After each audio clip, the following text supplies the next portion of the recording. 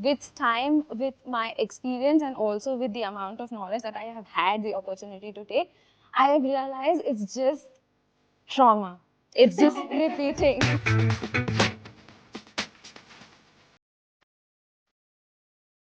We use love as a noun, but we'd all be better lovers if we used it as a verb. Yes. Right? Love is a real thing, but it's also hormones.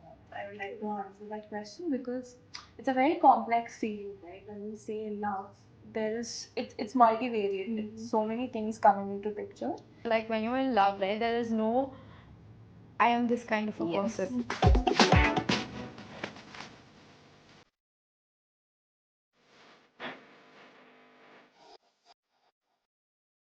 Hi everyone, welcome to iDare presents Breakfree, a safe space to unlearn and overcome habits, patterns, or relationships that don't serve our well-being or hold us back.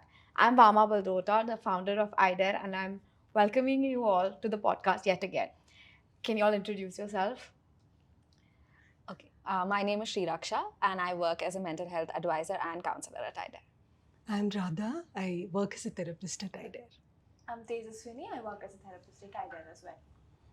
Okay, welcome again. And we're here to talk about my favorite topic in the world, which is love and relationships. I'm gonna start off by throwing you all in the deep end and asking you, is love even a thing? Or is it just hormones? What's the science behind it?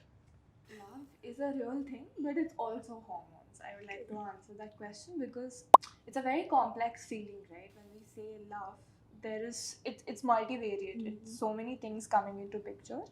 It's like your hormones definitely play a role, but for hormones to play a role, your mind has to set that off. It has to like be the trigger, the starting point. Once that happens, hormones play, and then it in turn reacts. So it's like an infinite loop where one thing influences the other, and this thing makes it more intense. Got So it. it's a feeling that just keeps going and going, and biology, psychology, everything plays a role in that. Nice. Okay. Can I bring in research here? Please. Very quickly. And so there is this US based researcher. Her name is Barbara Fredrickson. Okay. And she has done a lot of research on love. Here's her take on love based on research. I am not saying it. Okay. So she defines actually love as this micro element of positivity resonance. So what she means is love isn't just about grand romantic gestures, but it's about those small moments of connection that you feel with people. And she says, we experience love when we share a sense of, mutual sense of well being and empathic connection with people. And she says, love builds through consistent positive interactions with people. I know it sounds a bit technical, but all of it made sense to me if you could break it down technically. And she also says these moments kind of have a ripple effect in other areas of our life. So that made sense to me because generally when you experience positive emotions such as love, you benefit in other areas of your life too. It kind of reflects. So Of course. that's what I would like to No, share. and I completely agree, right? Like, love is not in that big, grand gesture. It's in, for example, you're in a room, something happens, and you both look at each other and smile, Absolutely. right? Absolutely. Or you're seeing something and it reminds you of the other person, and Yes. it's in those small moments of connection. I completely agree. In fact, one of my favorite quotes about love is by this author called Bell Hooks. Okay. And what she says is, we use love as a noun, but we'd all be better lovers if we used it as a verb. Yes. Right? Yes. So if we actually paid attention to the commitment of love, to the action, to the concern of it, I feel like we'd all be better lovers. And I actually live by that. I love that. Speaking of the action of love, let's get into relationships. Okay. What are some signs of a healthy relationship? Shri, you want to go? Okay, so many come to mind. I'm having a hard time picking at it. But one thing that would set it for me is being aware and also having our own boundaries in place, I think. Yeah.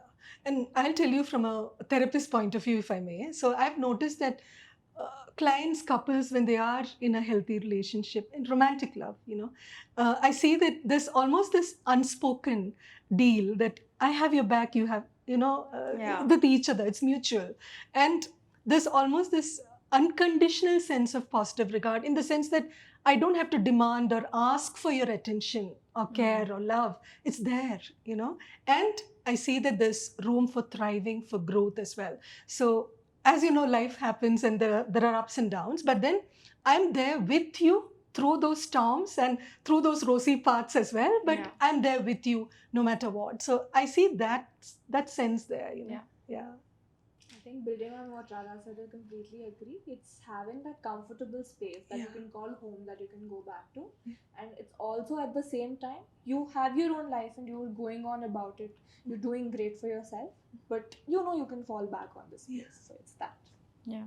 For me, I think a healthy relationship is where you can be emotionally safe, Yes. where you can say what's on your mind without worrying about the love being taken away, right? And I think we forget in this whole idea of labeling healthy and toxic relationships that you don't just like fall into a healthy relationship. Like, it doesn't just happen. Yeah. It is something that we have to build over time. Like, you're not going to meet someone and in a week be able to call them home, and that doesn't mean that like that's not a healthy relationship. It just means that it needs to be built, right? And you need to have that foundation to build it. And as long as you have the foundation and you all are working on it, I think you're fine. Yeah. Yes. Speaking of which, what are some signs of unhealthy relationships? Some signs, or maybe not even unhealthy relationships, what are some signs that your relationship needs to be worked on?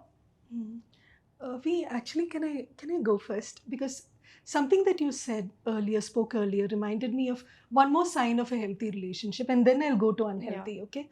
Which is accountability, taking ownership that this is to be nurtured and built. It's like you said, it's not just that one fine day a switch is on and then there's infinite love and there is, perfect love. No, there's recognition that I need to stay committed, I need to stay consistent, and I need to show up, no matter what. So coming to unhealthy relationships, I've often heard clients struggle with when they receive mixed signals. There's consistency for some time, but then there's a high, there's a wave of high and everything is all fine and rosy, but then there is inconsistency, ghosting, and you're struggling to I don't know, to even You're figure struggling to out, basically make sense of like, does this person even love me even or love they me, don't? or is there something wrong with me? And Yeah. then you go overcompensating. Right.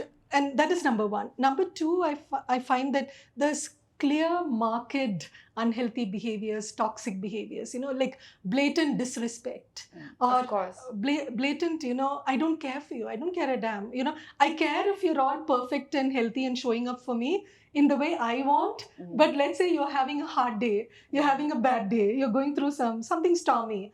I'm sorry, I'm not interested in that part of you, So I That's see not that, healthy, yeah. that's not healthy either. So there's blatant signs as well. Yeah. I think a lot of what Radha said resonates, and if I have to add a few, I think inconsistency or a lot of uncertainty, especially when it comes to communication as well, because a lot of times when we see blatant, overlooked, signs, we sometimes also, there are certain signs like, probably going silent when something does not go your way, or not being able to express feelings in a healthy way, or just trying to move aside or put distance or push someone away. So all of these things can be very subtle, and a lot of times I've seen people say that, oh, but this is who I am, or this is how I cope with it, or when I'm angry I just shut down, or when I'm angry I just stop talking. Understandable, but like Radha said, there's some amount of accountability that you take as well, and to be able to understand that we both show up in the relationship a certain way. I think that's important, otherwise it can get unhealthy. I think I'm one of those people who believes that like when you're in love, right, there is no I am this kind of a Yes. person. There is always going to be room for you to improve, change. Absolutely. And if you hold on to the idea of this is the kind of person I am, it's going to be very difficult Yes. for you. Yeah. I 100% agree. I think that was what I was going with as well. Unhealthy relationship, the biggest sign would be that rigidity. You can't be loving the way you think is the only way to love. You have to love the other person the way they want to be loved. And you Yeah. have to be open to understanding what is that way. And I think that's where love can nurture and grow. And I think one more way where you need to work on is if you feel restricted, if you feel bound, if you feel like, you're being controlled in any way. And I think that's a big no-no in relationships. So that's something that has to be worked upon. Yeah. Definitely. Can I also add something? There is some magic in, the person, when you fall in love, right? When you use the phrase falling in love, there's that instant chemistry, if I may add, there's that rapport, and which you find very rare, and that's why you choose certain someone over someone else, right? So, can I also add that they accept you for who you are, they admire you for who you are, but like you said, there's room for improvement, but then you're fine just as you are today. You know what I mean? So I find that is also there. So if I'm liking someone for the way they are on January 10th, let's say I meet my partner on Jan 10th, just a fiction. Okay, so Are you I sure? absolutely. I have another date in mind. I won't share it in public. Sorry. So yeah, when you meet that partner or that person for the first time, right? You fall in love with them as they are, not like, oh, you have scope for room for progress. No, but can I add that too? No, but I actually like have a lot of opinions now. Okay. Okay, and we'll dissect this. So I think there's so many like gray areas with this. Yes. When you meet someone for the first time, they are not going to show you who they truly are, first of all. And especially with modern dating, like they're gonna put their best foot forward. And that's just one side of the story, right? Yes. And it's very difficult for you to be like, I love this person wholly. And I think, like, practically speaking, over time, you will see a lot of different versions of them. Yes. And you might not love every Yes. version. Yes. And that's completely all right. Yes. Right? And yes. it is something that you can talk to your partner and actually, like, they can, if they also agree to, they can work on as well if they Yeah. want to. Yeah. Right? And if Yeah. it is something that's not okay. Yeah. Like, Yeah. I feel like this unnecessary, like, acceptance of every, like, self-love has become this, like, oh, I can do no wrong, I can be no Yes. wrong, which I think is problematic. Like, we all have things we should be working on. Yes. Yeah. And Yeah. if I can just want to disagree a bit, when we meet somebody and when we say like that chemistry or that spark or butterflies in your stomach, whatever you want to call it, that is something that with time, with my experience and also with the amount of knowledge that I have had the opportunity to take, I have realized it's just trauma. It's just repeating. It's your past patterns showing up, because the moment you meet somebody, how do you get to know that this is the person? Exactly. There might be certain qualities that might, attract us. Maybe they look good or maybe they are intellectual. It could be multiple things, but only with time, like you said, it is built. It's a conscious choice, and you evaluate if this is the person that I want to see myself with, and are they also available and capable of doing the same. Yeah. Otherwise, I feel like we're just repeating past patterns, and I've seen so many people say, oh, but I feel butterflies when I'm with him. I would say focus on, like you said, feeling emotionally safe with someone, because when I feel emotionally safe, I feel calm, I feel like being myself, and I don't have to look for or chase after a butterfly spark or anything else. It might seem boring at times. I think, a lot of us have went through that. But when relationships are safe, it also shows you that you can relax, you can get out of survival, and you Oh can my just be God. there. Actually, that reminds me. So, all my life I've been this person who's like, I have to be strong, macho, and everything. And the minute I got into this really healthy, safe relationship, it's like weirdly my girliness came back. I was able to just like be soft, be slow, let somebody else take charge without it being like a feminist thing at all. It was just so easy. Absolutely. And with me, especially, this happens, and it's very cringe. I never do it in public, which is why I never talk to my partner in public. The only way we talk is baby talk. I love it. I hate it. I cringe while saying it. But that part of me has come out somehow, which I had never met in like 20 odd years. And suddenly now I'm this person who does baby talk with my partner. So I just have tried to accept that this is just the wholesome, healthy phase, and I just try to not speak about it. Okay, at this point, I feel like I should defend my case. I'm sorry. Okay, now, of course, your points are valid, but I've heard clients say, like, you feel emotionally vulnerable, right? When you're in, when you meet someone, which for whom you feel that spark or that chemistry, and then they feel that I should not let my heart guide me because of past experiences, like you said, trauma, right? But then can we also have it all? Can I dare to say that? Yes, there is that instant chemistry, that rapport. And yes, it's a given that I'm not going to, trust this person unconditionally. I'm not going to make a judgment. But can we also make room for that, for those butterflies? And it's natural for us to feel that way. And then it's a given that over time, when I see consistent, healthy patterns, and then I can fully commit to the relationship. Because recently I've had a client tell me, I don't want to be this overly rational intellectual dissecting everything. Yeah. Please, can I be, can my heart lead me? And so that led me to think about, there can be room for both, Yes. and just because you've had a traumatic past doesn't mean that when those butterflies come again, you have to like shriek away and then, no, no, no, no, no. So what I'm saying is, perhaps we can recognize that we can have it all. That's all, what I'm Yes. trying to say. Yeah. That connection is very important, right? Yeah. For you to be able to build that relationship, Yes, to create that yes. safe space Yeah. between yourselves for each other, I think that initial level of connect is very necessary. Like, for example, if I have a conversation with someone for the first time, I don't feel comfortable with them, why would I want to go ahead with the relationship? Yeah. Right? Yeah. I think that's the part that we were talking about, and what you said, right? They can be different versions of themselves, and you might not love everybody and all versions of themselves, even after having known for them for a very long time, and that's completely okay. But it also comes with the point where you're able to understand how much of that version is a part of this relationship. Correct. Or is that a version that's not part of the relationship, that's part of their life, and they're allowed to have their life Yeah. outside of this relationship. And I think that's what I wanted to convey here. No, I think that what you all said like ties in very beautifully, right? Because it is about like obviously safeguarding yourself, but also knowing that it's okay to let yourself just be. Yes. And you will have a very beautiful relationship if you are able to be vulnerable with them.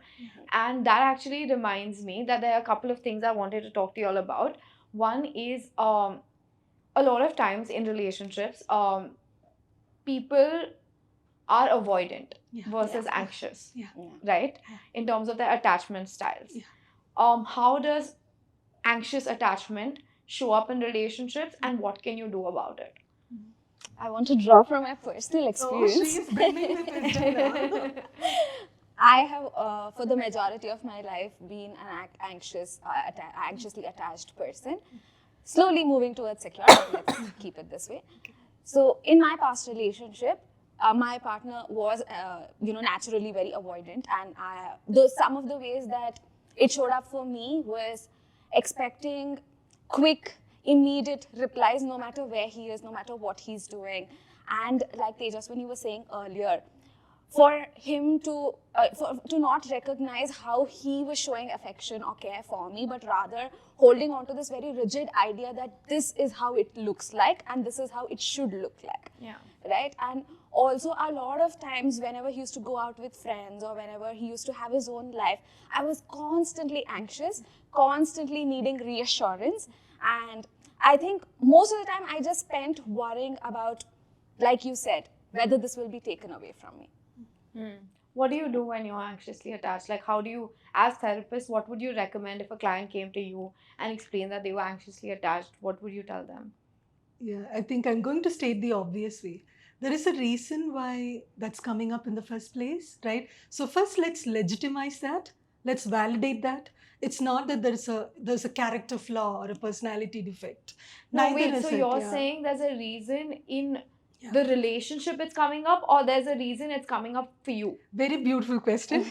There's a reason why I tell clients that, see, for some of us, we may not have explored this territory before. Or maybe we just had casual relationships, and now for the first time, maybe I'm seriously thinking about it. And then these fears shoot up from nowhere, right? Till now, where were they? I mean, I was perfectly fine. But then only when I enter the arena of a relationship do these fears come up. So let's examine why they are coming up. First of all, number one, every research shows relationships are the number one contributing factor to life fulfillment, satisfaction. So that area of life is going to be a sensitive spot for us. And anything that happens in that area is bound to require a certain amount of mental space, investment. And so we are going to be sensitive to any micro event that happens there. So that's number one. It's not that you're unnecessarily obsessed about this. Number two, it's only when you show up in a relationship, when you,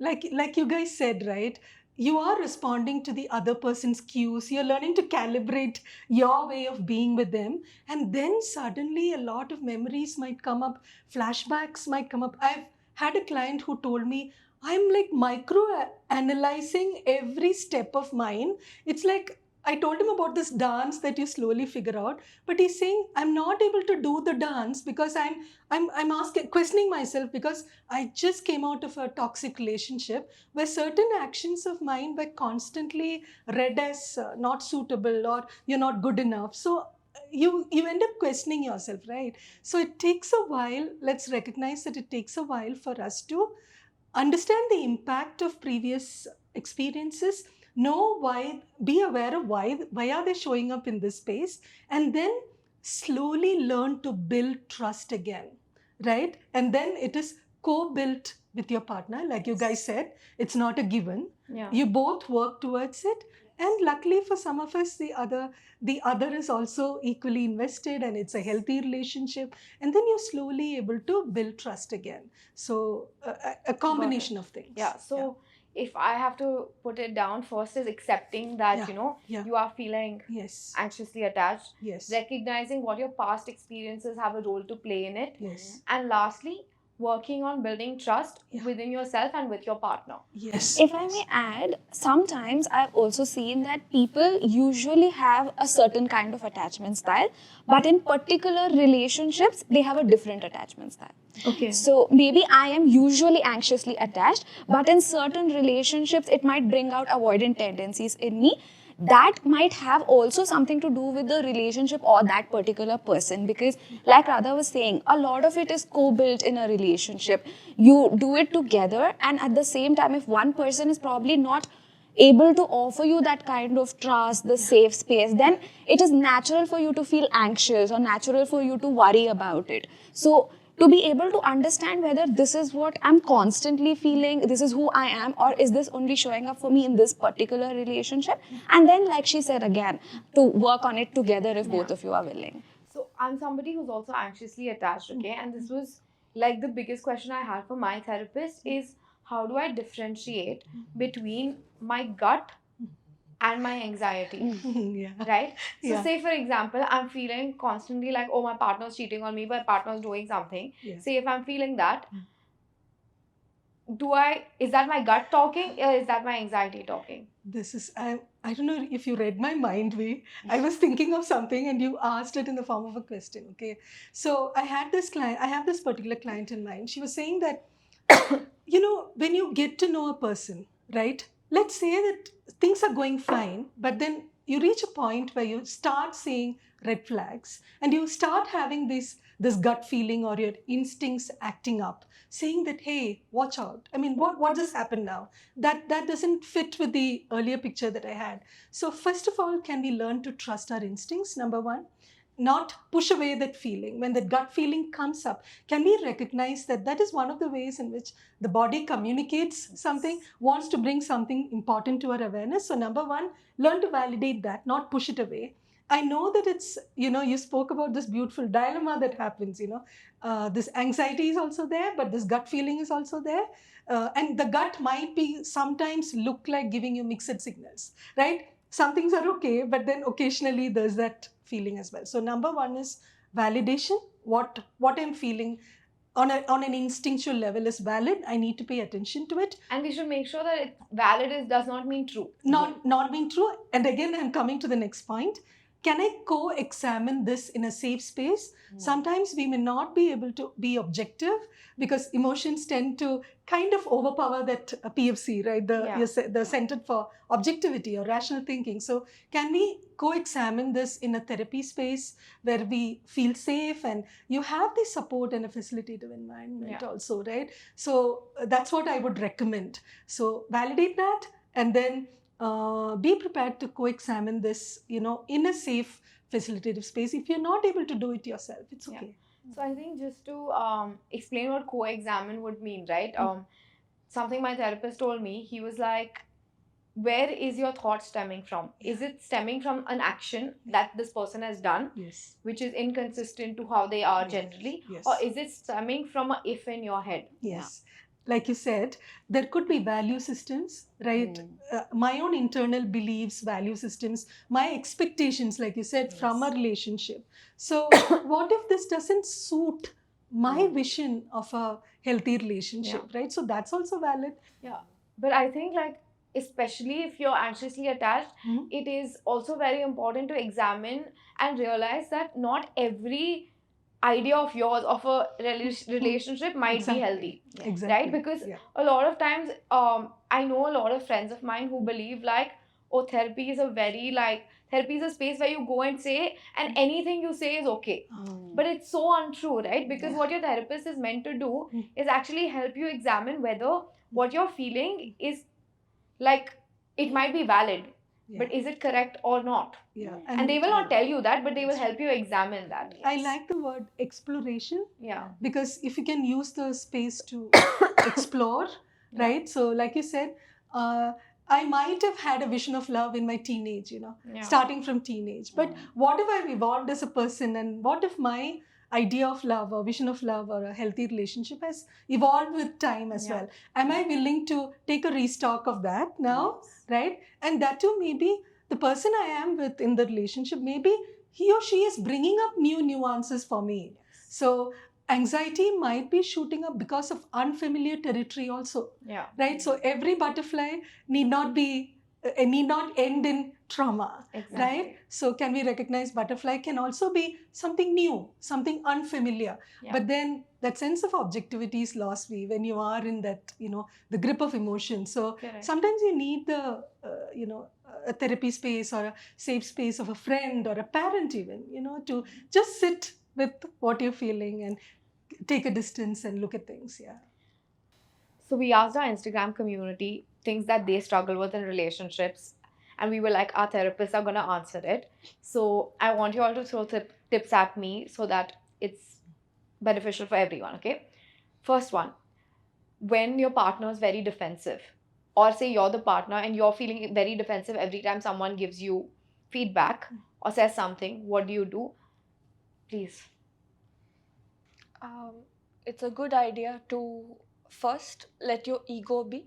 If they're being defensive, hear them out, validate them, and then go for what you want to say. I think using I statements is a great way to deal with this. What do you mean by I statements? So I have a problem with you doing something. So that's because I felt a certain way. It's not that you did certain things, right? So it's like, I feel this way because of this reason. Rather than being accusatory in your tone, saying that you did this. Instead we say that I do this. I feel this. I think that would make your conversation a lot more civil. Right. Are there any like tips or things like that can help? Like you said, the I statements, right?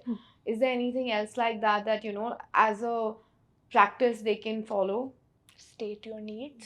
That is good. So what do you want out of that conversation? State that. I want you to just listen to me right now. Don't give me advice. Yeah. Right? Or help me figure this out. I'm not able to navigate this. Yeah. Don't tell me what I'm doing wrong. Right? Those are things. Yeah. Express your needs. That is a good way. When you spoke of defensive, one other thing that came to my mind is a lot of times when the other person is getting defensive, it can probably mean that they're probably feeling accused or they're probably feeling attacked. So sometimes it is, while communication and all of this thing, we can also look at having that conversation multiple times. Multiple times again does not mean that you keep repeating the same thing, but rather when they're feeling a little more safer, when they are in the right headspace to be able to listen without actually feeling like it's an attack on them. That is why, when Tejaswini said I statements help, of course it does, because you're talking about your feelings rather than, asking the other person, telling the other person what they did wrong. So taking time and letting them also know that this is a safe space for you as well. While I am sharing my emotions, I also am curious about what is coming up for you. I think that can also help. That's true. Yes. I think also just remembering that it's you both versus the problem and not Not you you versus versus each them. other Yeah. Yes. really helps when you're being defensive. And like if I'm a partner of someone who is defensive, then like reminding them that like this is not an accusation against you, Yes. this is how I'm something, feeling. yeah, this is how Yeah. I'm feeling, and this is something that's hurting our relationship. So for us to feel and be better in this relationship, we need to like fight this. And how will we fight this together? So coming with that approach really, I think, also will help if you're being defensive. Similarly, if you are with somebody whose fight language is very different from you, right? That was a question that came up many times. My partner needs to solve it in this moment, but I'm somebody who needs to take some time to figure it out. And a lot of people came up with that. And I'm sure in when you guys do couple therapy as well, it comes up, right? What do you do in that situation? Okay, what comes to my mind instantly is this is something that again I see happening. I saw happening in my own relationship. So when you are anxiously attached, for example, it is quite common that you want closure or you want certainty. So you want to establish it as quickly as possible. While people who are avoidant, or usually a lot of people, do need to take their own time, process it, and then probably come back to you. One thing that helped me as an anxiously attached person is to learn to soothe my own anxiety, because I also understand that there are emotions coming up and I do want to talk it out with my partner, but a lot of times understanding that I can also take accountability for my own emotions and sit with them, or probably soothe them while the other person takes time, because pushing them when they are not ready might not really help solve the problem as such. So to be able to take that time and soothe myself is something that really helped me. How would you soothe yourself? Like, what would you do?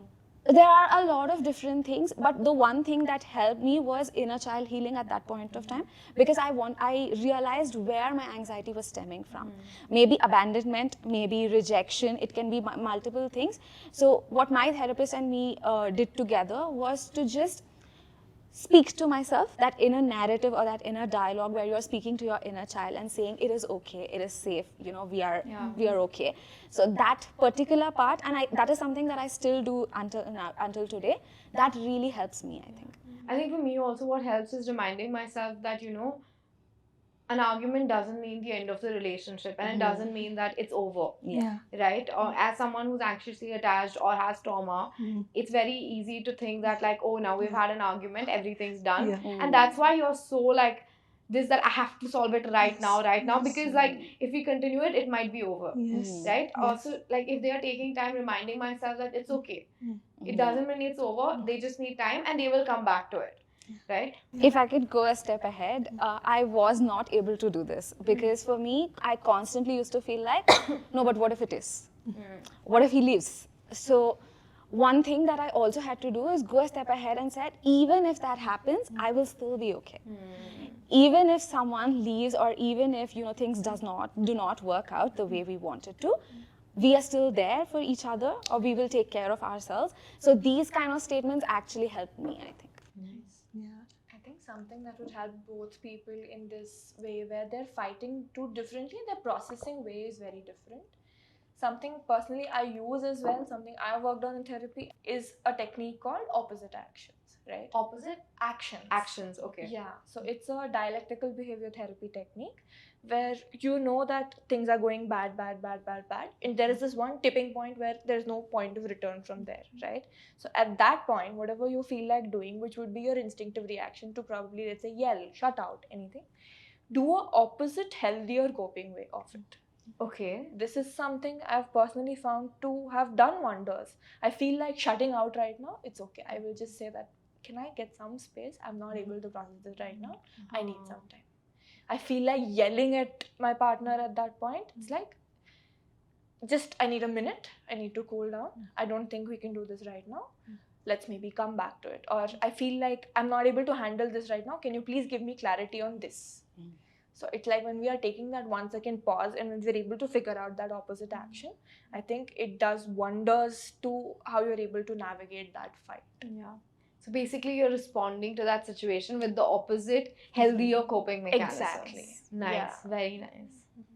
I'm going to try that whenever I need to. Yeah. Okay. Next one. A lot of times, you and your partner have an issue, and they might not have had the worst intentions for you. They might have not done something intentionally to hurt you, right? But you are hurt. Yeah. And their response is that, but my intention was right. Like, I don't know why you're mad at me because I didn't do it on purpose. My intention was right. How do you navigate that? I think you never hurt someone on purpose, especially if you love them. Yeah. I think it starts by acknowledging and understanding you're human, so is the other person. So they're allowed to get hurt by things that you didn't intend to hurt them. So I think it starts by saying that I'm sorry that you felt that way. I did not mean this, but I acknowledge that you're hurt and I'm sorry that you felt that way. I Yeah. think Yes. in relationships it's very important to put your ego aside, because if it's ego's playing, then there's no end. You're just fighting endless. Okay. What do you do when you're growing up very differently in a relationship? Might not be you're growing apart, but eventually, like, you're growing at a different pace in different directions, and that might mean you'll grow apart. What do you do when something like that happens? And say you are in a relationship, that you are in a marriage and you're growing apart. Yesterday, me and my partner was discussing this. It's a still from The Office, the series, right? So it is apparently, I have not watched the series, so it's apparently about a couple where the husband moves away and he's, meeting really, famous celebrities. He's having, all of the luxuries that he wanted. It was his dream. While the wife is also working, and then she's taking care of the children, and, she's doing all of that stuff. When I heard this first, the first thing that came to my mind was, how can he be doing this? She's taking care of things and then she's doing it. But then after I took a pause, I also realized that his dreams are as important as, hers. And at the same time, we make commitments, we choose to be in relationships, we raise families, we do all of that. But at the same time, I think that commitment to ourselves and how we, like Radha was saying, the way we thrive in a relationship or as individuals are so important. So for anybody who claims to love us, for anybody who claims to care about us, it is also understandable that they will be considerate of our dreams, even though they are very different. And sometimes we may not even understand. I don't understand half the things my person says. But I like it for him regardless. And a lot of times that also means that I cannot probably be a part of that world, but I never want to be that person who will probably, not be supportive or not be encouraging. Yeah. I think it becomes very important to identify, when you say growing apart, what kind of growing apart, or what kind of growth in your life, and how is that impacting your relationship? How is that impacting that particular dynamic, right? And once we have that in place, we need to look at, if it is a physical growing apart, then are we okay with it? How much can we pull through, given how we both are as people? And if we are able to just sit through and talk it out, if it is an emotionally growing apart, if it is not allowing us to push through, then what is that growth doing to us? I think it's a lot of pros and cons, and actually just sitting down with it and giving yourself and your partner and your relationship enough time to process that feeling. I think that would be very necessary to understand. And if you think you're emotionally also growing apart, then you might need to reconsider where your relationship is heading. Speaking of growing apart and what you said, right? Like, everyone has their individual dreams and stuff like that. What happens when you lose yourself in a relationship? And when you do, like, how do you get back? Say I lost Vama in this relationship. How do I get back Vama? Yeah, I've had clients who say this, like and I have had experience of that myself when I used to be married. I'm not married anymore. But when I was married, I felt that my vision of ideal love was, or an ideal marriage was, that I should be all giving. I should give him everything, like all my goodness, all my time, so I didn't have a clue. Now I know that. Yeah. So it's very common, I feel, especially when I come across people, when I talk to people about this, it's a very common feeling that one grand vision of love or ideal love or marriage is that you should give it all, give your all. But somewhere we forget that this definition can also include, if this definition says I should take care of his or her needs, it should also include along with taking care of my needs and along with having a sense of self, right? So I think we need to redefine what a healthy marriage or love relationship can look like, So it's, of course, it's, paying attention and prioritizing the other while, retaining my sense of self or allowing my sense of self to be there and also to grow, So, yeah. What are say I have already lost myself in that relationship, right? What are some, and then there becomes resentment also, that like I did all this for you, Yeah. but you still have you, but I don't have me, Yeah. right? Yeah. What are some practical things you can do to regain that sense of self for yourself? Okay. If I can say, a lot of times I've also noticed that people don't realize they've lost themselves. Yeah. When you are realizing and you want to work towards it, that's obviously that's the first step, right? But a lot of times, people don't realize it when people say that, I can do anything for this person. He's my entire world, that kind of stuff, or your entire world revolves around that person. So I think recognizing it in itself is a huge step. And like you were saying earlier, when we as individuals grow throughout our lives, we have multiple versions. And a lot of people say, how will I be able to get back? You don't have to, right? You have had an experience, good, bad, ugly, whatever the experience. It is okay to grow from there. Not really go back to who you were maybe, because that experience might have changed you. But it is also okay to be able to focus on growing from there and becoming a different version, maybe a healthier version, hopefully. Yeah. Okay. That's a beautiful way of saying it. I think I agree with that entirely. So it's about when you've lost yourself, and I think this is something that a lot of women or girls face in relationships, because we've been told to be always giving. We've been always told to, somehow submit to the environment in a way, right? So I think what happens is, first we need to identify why is it happening. That's a good place to start. Why are we so giving? Why are we okay giving to the extent where we have let go of ourselves? And once we start that, we start to rebuild those small pieces. It's like, imagine a glass of dirty water. It's not like you're trying to empty it out and then pour clean water, but you're trying to pour clean water so that eventually it becomes cleaner. Nice. So it's that. True. I think what also reminds me of what y'all are saying, right?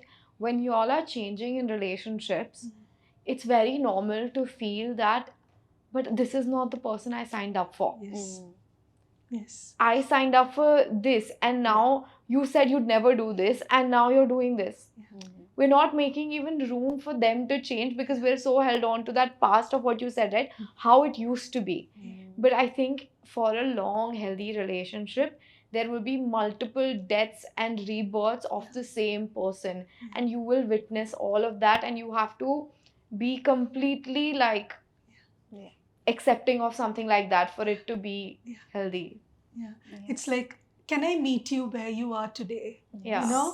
Rather than having a rigid, vision of, no, I liked 1995 version of you, Yeah. But can I meet you where you are today? So I think- 1995 version of me was not existing.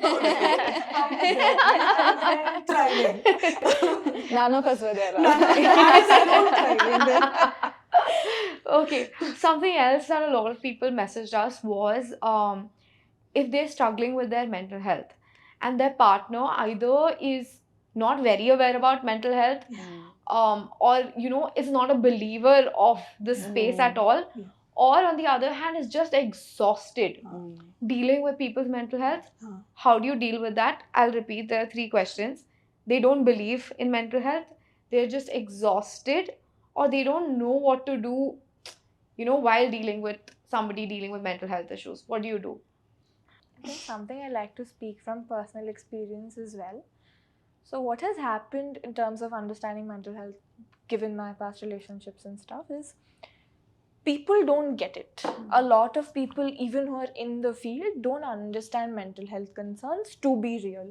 Why? Because it's something that's not tangible. It's not something you can see. It's not something you can, it's not a checklist key. This is there. Even as therapists, we go through there's ICD, DSM and all, but that's not what we see in clients at all when we look at anxiety or when we look at any mental health concern for that matter. So that's why people don't understand it. And giving people their space and time. Now, for example, I'm suffering with a concern and my partner does not understand it and he's tired of trying to help me in his way. It's important for me to say that I get it, that you're not able to understand this, but this is what I need right now. Can you do this for me? Yeah, it doesn't have to be so big. Yes. You can just tell them that this is what I need. Can you do this? Exactly. I'm feeling very anxious right now. Can you just hold me? Can you give me a hug right now? Can you do that? Can you please get me a glass of water? Yeah. Until you do that, how will the other person know what you need? Mm. Even though we're all suffering, it's all so subjective for all of us. The way my anxiety comes out may not be the way your anxiety comes out at all, right? So I think it starts with honest and transparent communication to allow your partner also to help you being a caregiver. Speaking about people not believing in mental health and seeking support, say you're struggling with your mental health quite a bit and in your relationship and it feels like a dead end, but your partner's not willing to try couple therapy. Okay.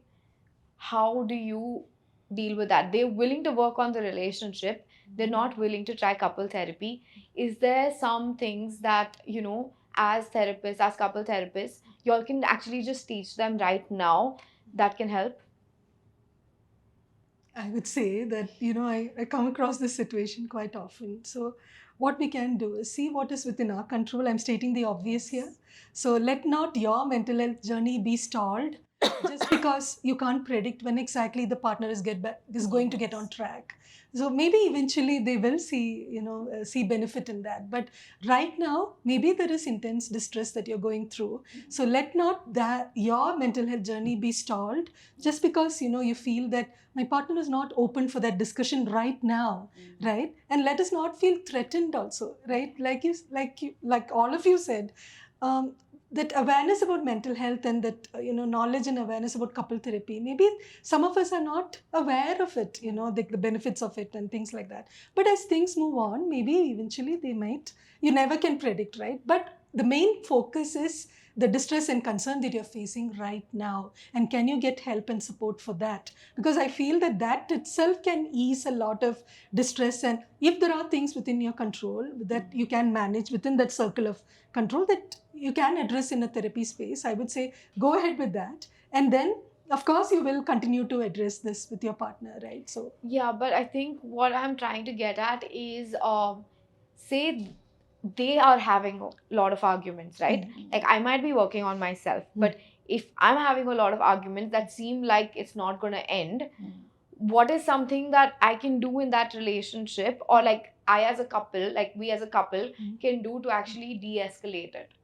I think first thing would be to identify why that person does not want to go for couples therapy. It could be extremely overwhelming. It could be a lot of fear inducing. So maybe validate and start by addressing that fear, that I get it that this is why you don't want to go. But this is the reality of couples therapy. If you are someone who believes in couples therapy, inform yourself from the right resources as to what it is, how does it go, what is the intention of couples therapy, what do we work on, how does it go, it's not like you are wrong, you are right. That's not what happens in couples therapy. Can you Right? tell me actually what does a couple therapy session look like and what is something you address in couple therapy? So a couples therapy session, at least with me, ideally looks like we hear out the concerns about the relationship, we understand the dynamics, we understand the duration of the relationship and how the course has been, and we see what are the presenting concerns, what is coming up in the relationship dynamic right now. And we generally formulate a plan to address that using various tips, tricks, techniques, discussions, and we do it in a safe space where things are transparent. There are a few ground rules for couples therapy. There is no, like when I'm speaking, you can't interrupt me. So it's like 3 people are involved in the setting, right? So when one person is speaking, everybody is respectful, respect each other's times. There is no accusatory tone. We always use I statements, which is something we spoke earlier as well. So things like that. Generally, it's about improving that communication and getting them on the same page. So what happens is, if they're on different pages, we try to see where you can bridge that gap. That's generally what it looks like. So if you're informing yourself from the right resources and communicating that to your partner, maybe your partner would agree. But if they don't want to, it's okay. Allow them to navigate and process that, give them that space to process whatever their feelings are coming up about couples therapy.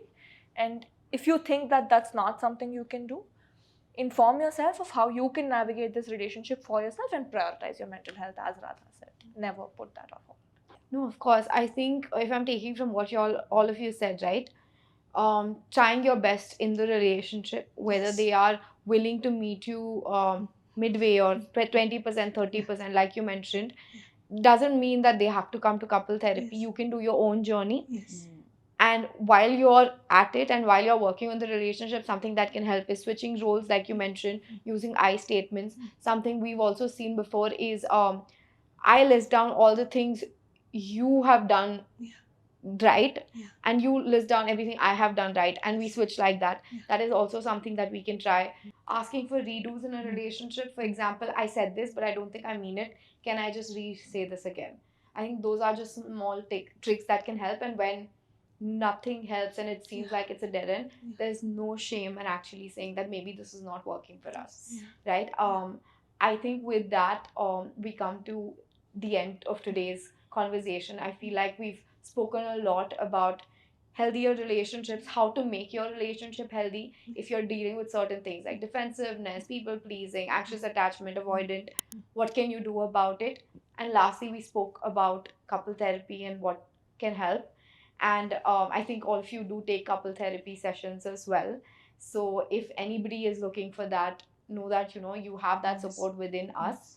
And thank you so much for this conversation today. I know I learned a lot, and I really hope you all did too. Thank you so much for watching.